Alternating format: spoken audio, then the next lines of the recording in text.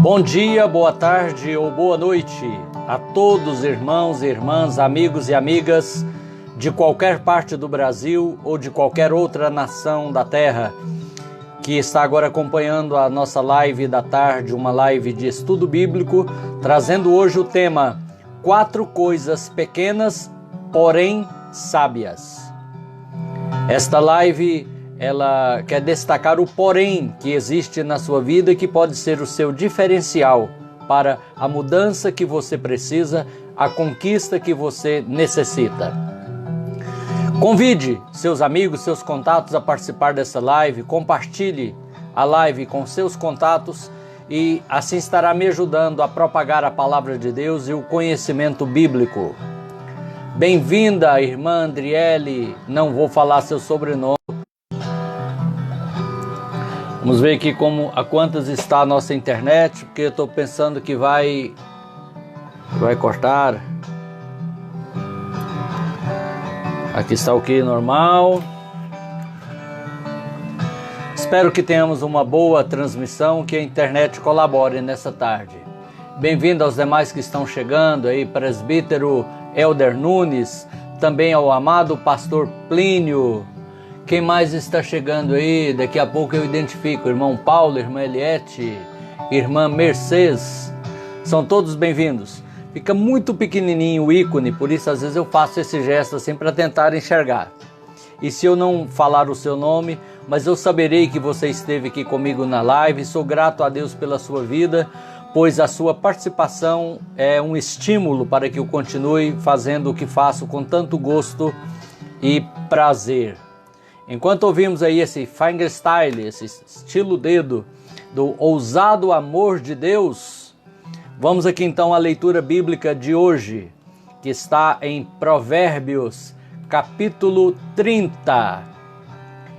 Este livro, o livro de Provérbios, é um livro de sabedoria. Quando os 70 sábios de Alexandria foram fazer a tradução das escrituras judaicas, o Antigo Testamento, para a língua grega, a língua universal da época, falada em todo o Império Grego, por encomenda de Alexandre o Grande, eles depararam com o fato de que os livros da Bíblia não tinham nomes. E então eles colocaram o nome de acordo com o assunto predominante no livro. Por exemplo, o primeiro livro da Bíblia falava dos começos de todas as coisas, tudo começando ali, Deus fazendo as coisas primeiras. Então eles viram que tinha uma palavra hebraica, a palavra Bereshit, que quer dizer no princípio, no começo, e colocaram uma palavra grega, Gênesis, que também quer dizer origem ou começos, e assim passou a ser o nome do livro, até então não tinha. Quando chegaram a esse livro de Salomão, um dos livros poéticos e de sabedoria, eles observaram que é um livro cheio de conselhos para a vida, conselhos práticos, que exaltam o valor e a importância da sabedoria, que é diferente da inteligência, que é nata, trazemos-la ao nascer, diferente do conhecimento, que é adquirido, uns adquirem mais, outros menos, mas a sabedoria ela é prática e ela começa no temor a Deus.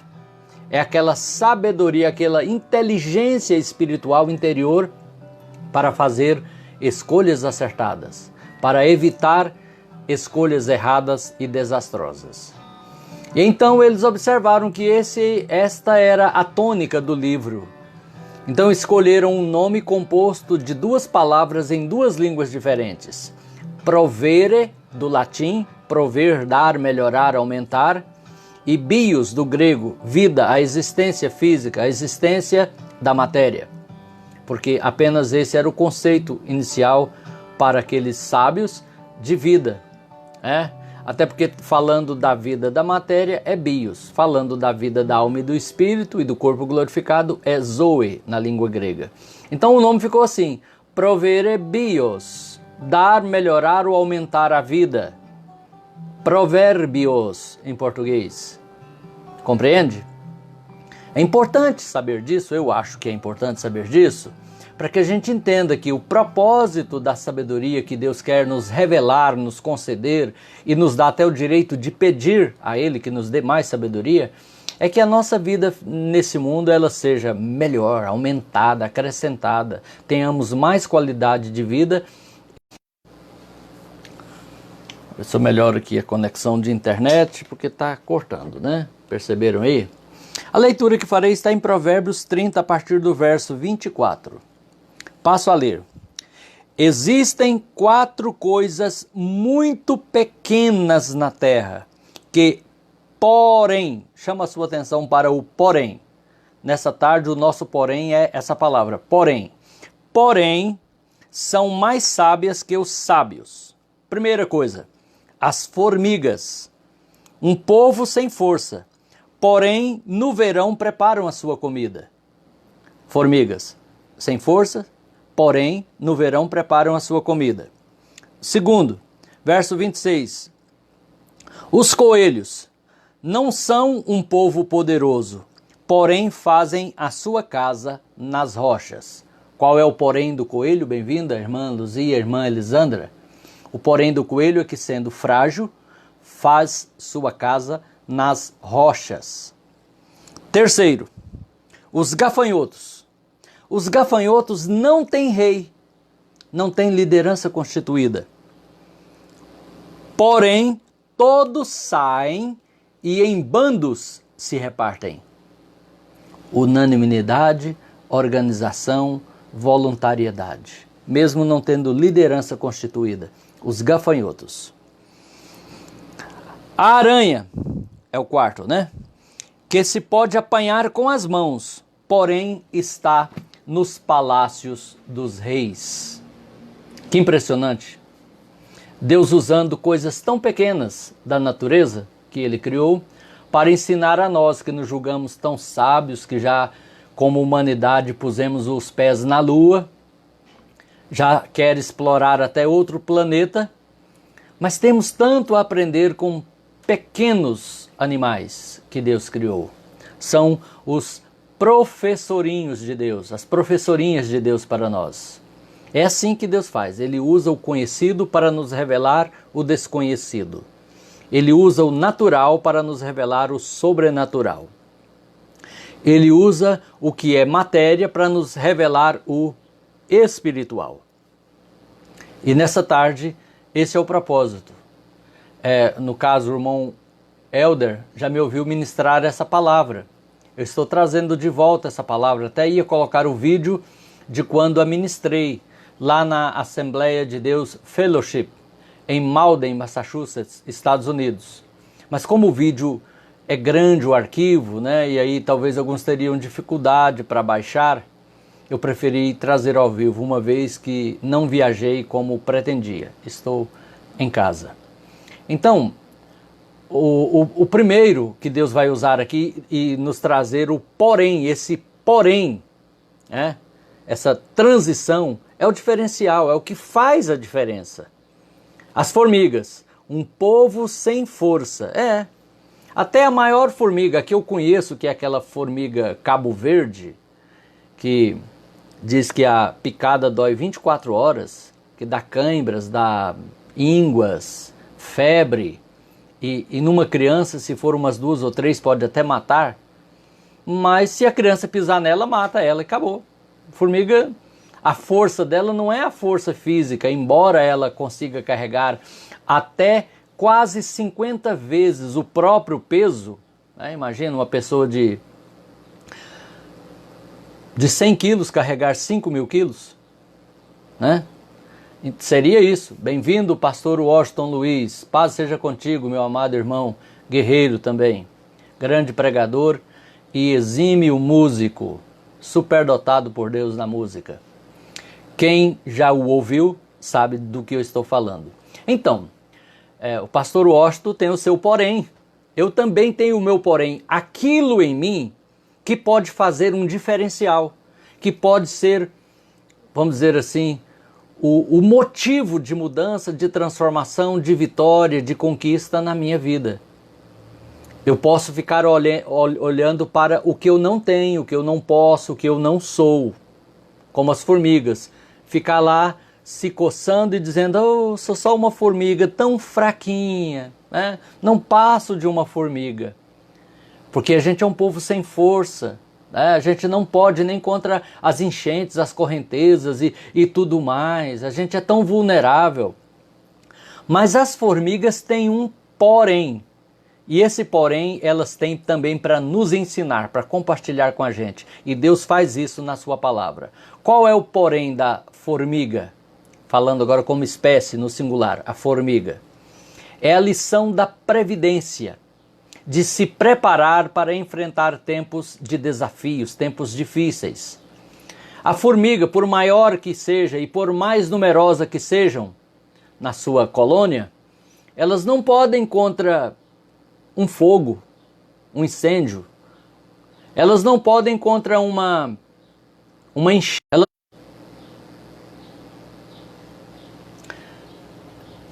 As formigas não podem, por exemplo, deixar para preparar a sua comida num dia de chuva. Ela não tem como sair de casa. Ela não pode deixar que o fogo destrua a sua casa. Ela constrói subterrânea. Galerias que parecem uma engenharia da NASA. Tão bem feitas e sofisticadas que são as galerias de uma colônia de formiga. Esse é o porém, elas são prevenidas. Elas não deixam para a hora. Elas sabem que em algumas partes do mundo vão ficar 6, 8 meses sem condição de buscar comida. Então elas preparam no verão a sua comida. Tá tudo quentinho, né? Tudo exuberante a natureza. Elas saem de forma organizada, cortam as folhas, carregam para a sua colônia, onde as folhas vão fermentar e virar comida. Comida em conserva, comida maturada, comida, como que fala? Defumada, né? E formiga não vai morrer de fome. Ela pode morrer de qualquer outra causa, mas ela não vai morrer de fome. Então ela tem esse potencial, esse porém que faz o diferencial. A sua sabedoria. Aqui o texto de Provérbios diz que 4 coisas pequenas, porém mais sábias que os sábios. E a gente vê que a sabedoria é mais importante do que a força física. Quando Henry Ford ele montou a sua primeira fábrica automatizada para fazer veículos, construir carros, foi uma beleza. Saiu nas manchetes de todos os jornais dos Estados Unidos e até de outros países. Era um fenômeno ver aquela linha de montagem funcionando e os carros saindo igual pão lá na máquina de fazer pão. Mas de repente tudo parou. E os seus técnicos correram porque era muita encomenda, muito dinheiro envolvido e nada de conseguir resolver e pôr para funcionar. Então ele se lembrou do Stetson, que era o engenheiro que fez aquela linha de montagem. E ele então mandou um telegrama, que era tipo o e-mail de hoje, naquela época, lá dos anos 40, 38, 40, dos Estados Unidos. Ele mandou um telegrama para o Stetson vir para ver o que se podia fazer. O Stetson pegou sua maleta e foi para a fábrica da Ford. Chegando lá, mexeu em alguns botões, acionou uma chave e tudo voltou a funcionar, para a alegria dos funcionários parados, dos clientes com as encomendas esperando. E foi embora e mandou a conta, $10.000. Quando o Henry Ford viu aquilo, falou: mas quanto tempo que esse cara ficou aqui na fábrica? Olha, não foram nem 30 minutos. Mas $10.000 por um servicinho, apertaram uns botões, pouco prazo. Mandou o cheque, enfim, para o Stetson, mas com um bilhete em anexo, dizendo: caro Stetson, não é muito, $10.000 por umas mexidinhas em alguns botões?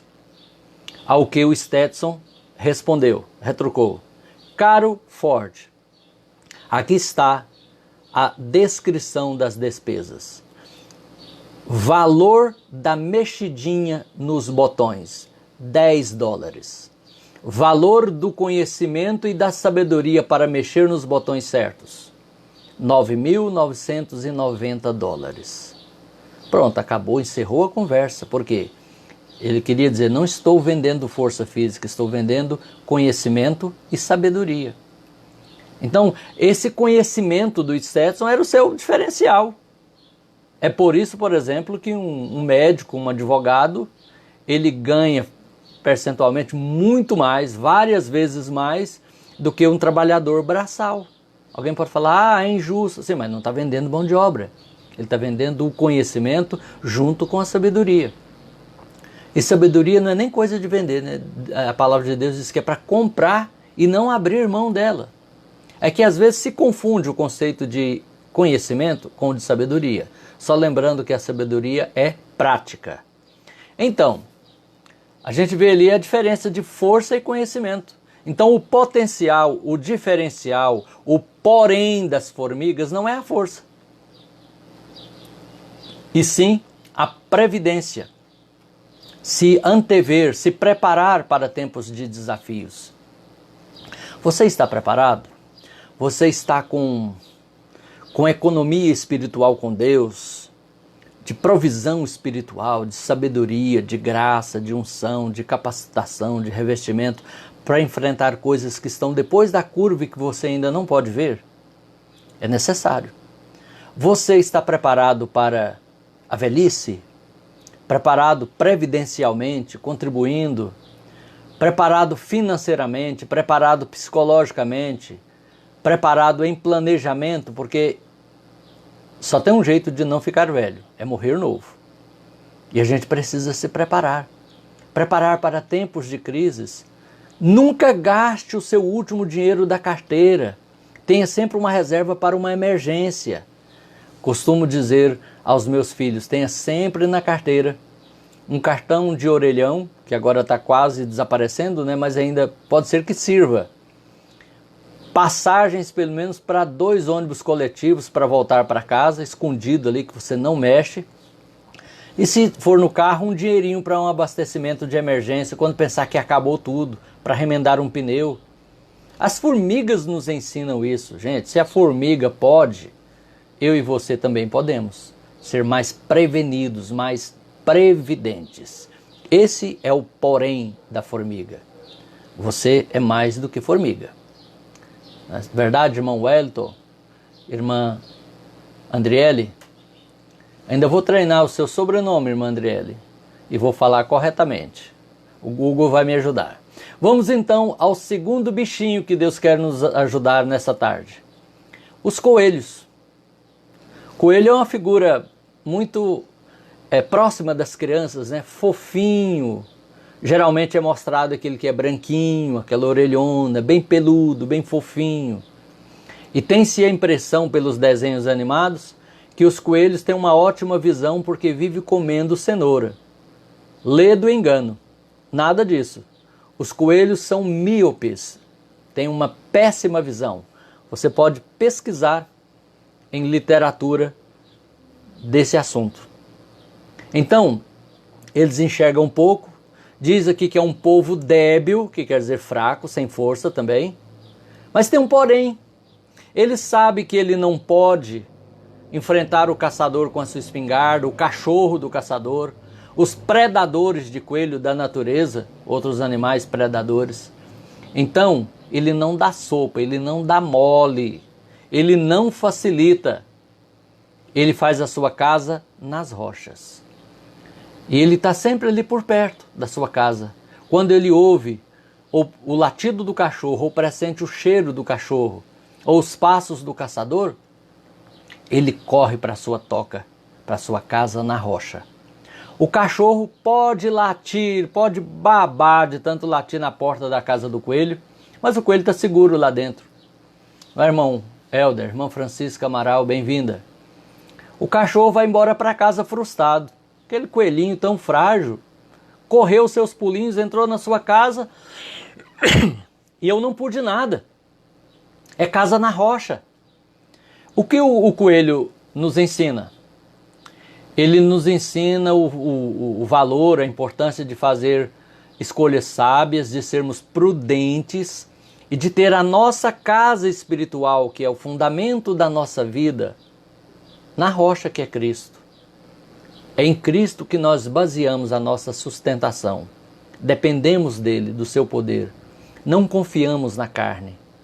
Por mais que nos julguemos sábios, entendidos, preparados, especiais, não podemos deixar de depender do Senhor, que é a nossa rocha, a nossa salvação, a nossa segurança. Depender de Deus. Muita gente boa tem se arruinado na vida por causa da soberba, do orgulho. A Bíblia diz que Deus resiste aos soberbos. Deixa para lá, põe à parte. Mas dá graça aos humildes. E diz ainda a mesma Bíblia, no mesmo livro de Tiago, a carta do apóstolo Tiago: humilhai-vos, portanto, debaixo da poderosa mão de Deus, para que Ele a seu tempo vos exalte. Verdade, irmã Andriela, eu ministrei aí essa palavra, né? Em Tereza Cristina, naquela manhã de domingo, naquele estudo bíblico especial. Agora eu me lembro, foi aí, uma bênção. A gente vai recordando, né? É os mesmos coelhos, as mesmas formigas, mas com uma memória nova. Então, as formigas, a previdência, o coelho, a prudência, cautela. Não confie na carne. Não pense que você pode brincar com pecados, que você pode resistir à tentação. A Bíblia não manda, o Senhor não manda resistir à tentação, manda fugir. Fugir da tentação. Resistir o diabo e ele fugirá de vós. A provação, que é a prova, que é algo para a gente passar, a gente passa, a gente suporta, a gente enfrenta. Tentação, a gente foge. Como o coelho foge e se abriga na sua casinha na rocha. Amém? Vamos então ao terceiro bicho, que tem um terceiro porém. Gafanhotos. Graças a Deus a gente não tem assim muito conhecimento, muita intimidade com o gafanhoto, né? É melhor até não ter mesmo. Porque onde eles passam fazem um estrago que é considerado como praga. A gente conhece quando muito um louva-a-Deus, um grilo, que é um parente distante do gafanhoto, né? Mas o gafanhoto, você não vê ele porque ele não vem sozinho. E esse gafanhoto? Esse gafanhoto estava lá na região tal e resolveu vir para cá. É muito, muito, muito raro isso acontecer, porque eles andam em bandos. O texto bíblico, Provérbios 30, verso 27, diz assim: os gafanhotos não têm rei. Esse é o diferencial negativo deles. Eles não têm liderança constituída. E liderança é uma necessidade. Oui, mon ami Eide, bienvenue, paz do Senhor, em francês e tudo, né? Legal. Então, a irmã Eide está em Bruxelas, Bélgica, que fala francês também. Os gafanhotos, eles não têm rei, eles não podem depender, alguém vai me mandar fazer alguma coisa. Eles não podem contar com isso, não tem um rei. Mas diz que todos saem, é a lição da unanimidade. Sabe, quando todo mundo de uma casa, de uma igreja local, de uma comunidade, de uma vizinhança, de uma cidade, de uma nação, se unem para um mesmo propósito? Isso tem uma força fenomenal. O próprio Deus reconheceu isso. Quando os construtores de Babel estavam edificando uma torre para Nimrod, um rei pagão que queria ser Deus, e eles estavam numa união formidável para aquela construção. Aí Deus falou assim: olha, agora eles têm todos um mesmo propósito, uma mesma fala, uma mesma intenção. Não há limite para o que eles queiram fazer. Então, para eles não fazer essa torre, vamos descer e vamos confundir a língua deles. Desçamos e confundamos a sua língua, disse Deus, no plural, né? Porque Deus é uma trindade. E as línguas daquele povo foram confundidas. Até então toda a terra falava uma só língua, diz lá a Bíblia. Falar uma só língua também significa essa unanimidade. Quando todos na casa falam a mesma língua, o marido e a esposa, os pais e os filhos e os pais, os irmãos uns com os outros, numa igreja local, embora sendo diferentes, tendo a nossa diversidade, contudo nós focamos na nossa unidade, unidade na diversidade. Aí não tem barreira que aguente, irmãos. É a força da unidade e da unanimidade. Os coelhos mostram que isso é possível. Se os coelhos podem, por que nós não podemos? Eles não têm rei, porém todos saem, unanimidade, e em bandos se repartem, organização. Tem gente que pensa que a desorganização é uma marca das coisas dirigidas pelo Espírito Santo. Quanto mais bagunçado, mais é o Espírito Santo que está controlando, que aqui o homem não põe a mão, tudo é o Espírito. E é um ledo engano pensar uma coisa dessa. O Espírito Santo, ele reflete o caráter de Deus, do Pai, do Filho, da Trindade. Quanta ordem e organização há em todas as coisas criadas por Deus, esse imenso, infinito universo, infinito para nós humanos, né? Se ele não fosse organizado, não funcionaria. Se autodestruiria já no seu nascedouro. Mas existe uma organização, uma hierarquia das coisas, uma ordem nas coisas. E assim são os gafanhotos. Se você tiver a oportunidade de ver, os gafanhotos têm espécimes diferentes de gafanhoto. Não tem só um tipo de gafanhoto no mundo. Mas conforme a sua espécie, ele se organiza em bandos ali de tantos e vão levando direito aquela parte de vegetação que eles querem comer. Que até ele não é muito simpático na fita da história, porque ele mais destrói do que come, porque ele tem uma digestão muito rápida, é como um triturador de cana, sabe, irmã Andriele? Sabe, irmã Francisca? Talvez vocês até tenham aí no sítio, né? Que tritura. Ele não come, ele só tritura e joga para trás, né? O gafanhoto é mais ou menos assim, ele absorve pouquíssima coisa do sumo, da seiva da planta e fica todo o resto jogado ali e destrói lavouras de feijão, de outros cereais. É uma calamidade, mas hoje não é dia de falar mal dele, vamos falar bem do gafanhoto, vamos ver o seu porém, que é diferencial para ele e também para nós. Eles não têm rei. Mas eles não ficam dependendo de mandar, de ferroar, de cutucar. Vamos fulano, vamos fulana. Não, todos saem e em bandos se repartem. Um trabalho organizado. Jesus demonstrou o valor da organização várias vezes no seu ministério. Inclusive, quando foi multiplicar os pães e os peixes. Ele mandou que os apóstolos organizassem grupos de 50 pessoas assentados juntos. Porque aí 12 servindo a 5.000, mais de 5.000, não sei nem quantas mil, porque não contou mulher e criança, que naquele tempo criança era mato, né? E mulheres estavam presentes também.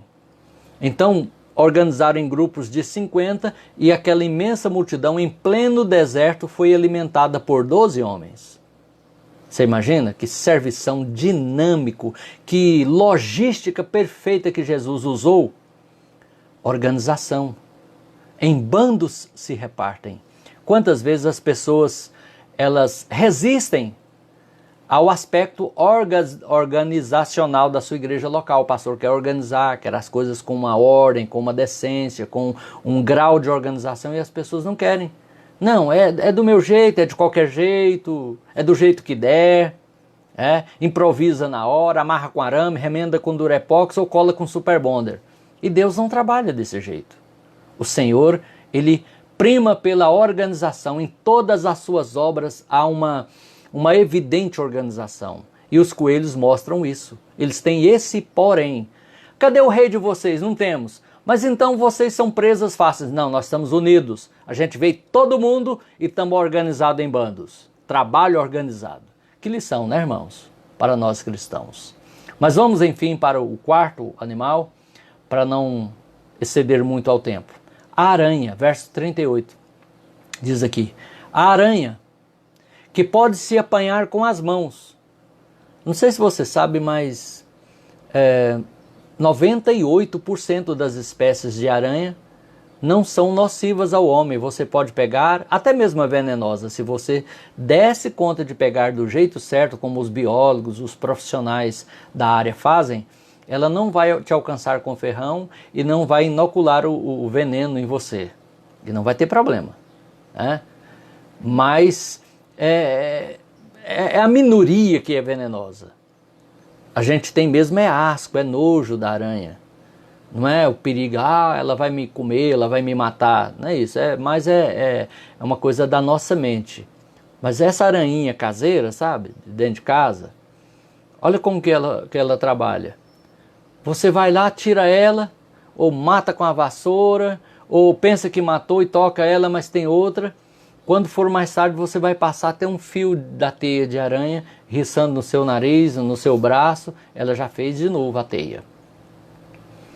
Você marca uma audiência com o prefeito da cidade, talvez ele demore te receber. Se for então com o governador do seu estado, ou com o presidente do seu país, aí onde você vive, que dificuldade. Já pensou, irmã Sandra, você tenta marcar, né, uma audiência com o Donald Trump aí nos Estados Unidos, e aí vai demorar muito para conseguir marcar. Aí quando marcar, vai marcar para muito distante, uma data distante. Quando for no dia, você viaja lá para Washington e fica lá num chá de banco de muitas horas de espera para depois um assessor dizer, olha, o presidente não pôde te atender, mas me pediu que eu perguntasse qual é o assunto. Né? Mas lá debaixo da cadeira do Donald Trump, ou de trás daquele quadro que decora a sala dele, tem uma aranhazinha ali. Mesmo aí nos Estados Unidos, na parte mais fria, tem aranha. Eu estive em Boston e arredores, e foi já no tempo chegando o inverno, tinha aranha, tinha marimbondo, tinha formiga. Sabe, porque a aranha, ela nos dá a lição da ousadia, da intrepidez, de não olhar para a sua limitação. Você pode pegar uma aranha com a mão? Pode. Você pode desmanchar o trabalho dela do fio? Pode. Ela faz de novo. Ela vai em frente, ela persevera. Então ela nos dá a lição da ousadia, da intrepidez. Eu não estou falando de falta de respeito, não. Não estou falando de uma pessoa que não tem limites, não. Estou falando de ousadia, aonde cabe ser ousado, intrepidez, quando o que precisa é ser intrépido, corajoso, e da persistência para ocupar espaços e oportunidades dadas por Deus. É isso que a aranha faz. Desmanchou a teia, ela faz outra. Afinal, ela não vive, ela nasceu para fazer teia e só vive se fizer teia. Por quê? É com a teia que ela captura o seu alimento. Então, e onde está o seu alimento? Pode estar em qualquer lugar. Se for na Casa Branca, tudo bem. Se for no Palácio do Planalto, se for, irmã, aí eu não sei qual o nome do Palácio de Governo de Bruxelas, mas a aranha vai estar lá. Certamente vai estar lá. Então a aranha pega-se com as mãos, apanha-se com as mãos. Tal é a sua fragilidade. Mas, contudo, porém, ela está nos palácios dos reis. Onde eu e você teríamos tanta dificuldade de chegar, ela está lá. Talvez ela chegue lá, quando o presidente, o governante chega, ela já está lá. Com a sua teinha debaixo da cadeira, o pessoal da limpeza passa, dá uma geral, ela faz de novo. E quantas vezes nós desistimos tão facilmente daquilo que a gente pretende em Deus, daquilo que a gente deseja no Senhor, que alguns chamam de sonhos, né? Eu prefiro falar de pensamentos de Deus para nós, que é como Isaías menciona, né? Deus diz, eu é que sei que pensamentos tenho para vocês. E a gente é igual aquela criança, aqui no Brasil ainda ocorre, né? As crianças, os adolescentes saem da escola, indo a pé para casa, tocam a campainha das casas e corre. Quando o morador vai abrir o portão e vê, não tem mais ninguém, porque na verdade ele não queria ser atendido. Ele só queria tocar a campainha. Tem gente que vive tocando a campainha de Deus e não espera a resposta. Desiste tão rapidamente da sua oração, do seu pedido, do seu propósito, que quando atende o portão ele já foi embora, já saiu. A aranha não. Ela persevera, desmancha, faz de novo, destrói, ela faz de novo, toca ela, ela volta. Eu não estou falando de uma imbecilidade que leva a pessoa a insistir em algo que não é da vontade de Deus. É claro que estamos falando de ousadia, de persistência, rumo ao centro da vontade de Deus. Mas a gente aprende, eu particularmente, aprendo muito com esta passagem, porque o que eu percebo aqui, que a gente tem um porém. Talvez você tenha uma limitação física na visão, na audição, na locomoção, na cognição, sua mente, mas há algo em você, há um potencial que você precisa descobrir e perceber que é o seu porém. Que o porém pode ser negativo? Pode. Fala, o pastor Paulo é até bom, mas porém tem isso nele que eu não gosto. Mas também pode ter um potencial positivo. Olha, ele tem tais fraquezas, mas em compensação, porém, ele tem estas e estas qualidades. Qual é o teu potencial, meu irmão, minha irmã? Qual é o seu porém? Aprendamos com os 4 animais que Salomão disse que são das coisas mais pequenas da terra, porém mais sábias que os sábios. E a verdadeira sabedoria o Senhor reservou para aqueles que o temem, para aqueles que conhecem o seu nome, que ama o nome do Senhor, que ama a vontade de Deus, que ama e busca a sua palavra. E nessa tarde eu quero te dizer que o Senhor Deus, Ele tem prazer em nos fazer mais sábios. Mas essa sabedoria de Deus para nós, ela não é um ato instantâneo e mágico. Apertou um botão, pirlim pim pim, já fiquei sábio. Não, é um processo construtivo interior, no relacionamento com Deus, no conhecimento da palavra de Deus, do que Deus ensina na sua palavra. É um processo baseado também na nossa experiência diária, no nosso viver e caminhar com o Senhor. E a gente vai sendo cada vez mais sábio. É como Provérbios 4,18. A vereda dos justos é como a luz da aurora que vai brilhando mais e mais até ser dia perfeito. A gente passa a entender as coisas que não entendíamos. E você diz para você mesma, para você mesmo, eu não sei como sei, só sei que sei, porque Deus te deu entendimento. A sabedoria vai te ajudar a descobrir o seu potencial. Em situações de crise, de desafio, de impedimento, você descobre saída. Como a água, que não discute com a barragem nem com a montanha. Ela simplesmente contorna. E Deus vai te dar capacidade para contornar as suas dificuldades, as suas limitações, sejam elas de que ordem for, e ser um vencedor, superar, cantar o cântico da vitória, hastear a bandeira da vitória de Deus na sua vida, em nome de Jesus. Eu gostaria de nessa tarde orar com você, e por você, por sua casa e por sua família. Ao tempo que também peço as orações de todos pela saúde da minha mãe, que se encontra bastante enferma e precisa das nossas orações pela sua recuperação. O nome dela é Maria da Conceição. Oremos ao Senhor. Querido Deus, em nome de Jesus, teu Filho, nosso Senhor e nosso Salvador, eu te glorifico e te agradeço nessa tarde, pelas vidas que estão acompanhando essa live e recebendo esta ministração da tua palavra. Eu sei que assim como eu, cada uma delas tem o seu porém, aquilo que lhes possibilita alavancar um crescimento, uma conquista, a vitória que precisam. Cada uma tem a sua qualidade, o seu potencial. Ajude, Senhor, que elas descubram e desenvolvam esse potencial e usa esse porém em seu favor, para crescimento, para vitória, para progresso, para edificação.